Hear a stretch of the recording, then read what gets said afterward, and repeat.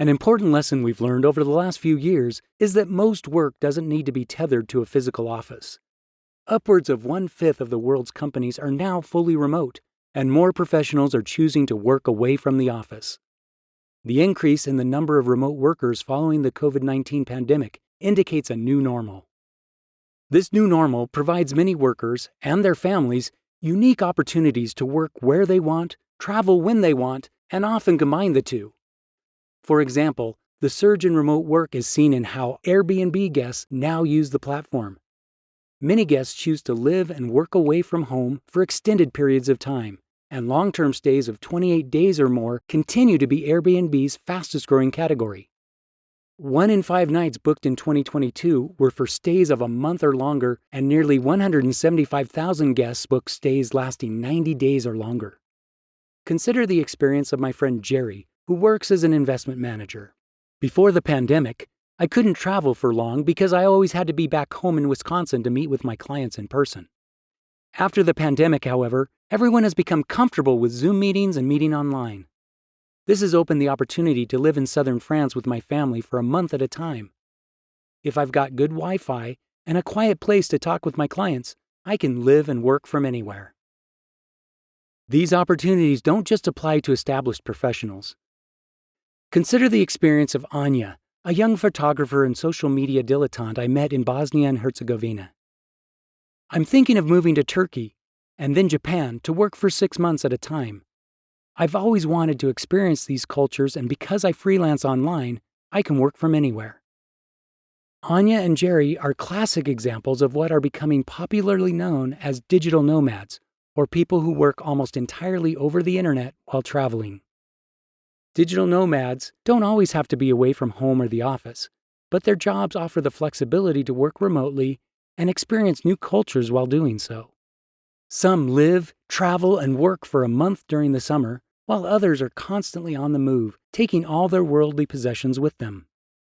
Life as a digital nomad is not as easy or glamorous as it sounds. Consider one nomad who works for a Silicon Valley tech company based in San Francisco. Most of the time, it's a lot of fun. You make new friends, experience new cultures, and break out of the usual monotony of daily routines. However, there are plenty of moments when you just want to pack up and go home. You get lonely for family and friends and stability. Research shows that the number one reason digital nomads return home is because of loneliness. When you're on the road all the time, you begin to question your purpose, stated a Spaniard living in Georgia in Eastern Europe. Getting back to base on a regular basis is nice and helps ground you in what really matters. As if loneliness and lack of stability weren't enough, killjoy bosses and their friends in HR make it more difficult to be a digital nomad. I spoke to an HR manager at Allianz in Munich, Germany, who said, "We all want to live and work abroad, but the potential legal and cybersecurity liabilities can be stifling. Right now, we allow all our people to be digital nomads for 1 month a year, and we need to approve the country they are living in, as some countries present significant cybersecurity risks for our business. The month-long limitation is because of employment tax issues." After purchasing Twitter, billionaire Elon Musk removed the company's previous work-from-home forever policy and required Twitter employees to work 40 hours per week in the office unless they were making an excellent contribution. In an email to managers, Musk stated, "It is expected that you have in-person meetings with your colleagues on a reasonable cadence, ideally weekly, but not less than once per month."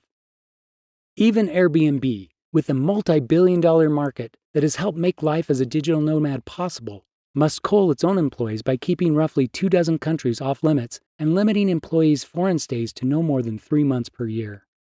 Turns out that it is difficult for companies to allow digital nomads. For example, rules for business registrations, payroll and income taxes, and workers' compensation insurance vary from state to state in the U.S. Moreover, it's difficult to keep data secure when you don't know where it resides. These legal and security challenges make it difficult for companies to allow digital nomads. Despite these challenges, digital nomads may be a tremendous benefit for companies that traditionally struggle to attract direct foreign investment. Digital nomads tend to flock to lower-cost countries with fewer formal institutions that attract companies. Such lack of formal institutions offers an element of excitement, adventure, and lower cost of living.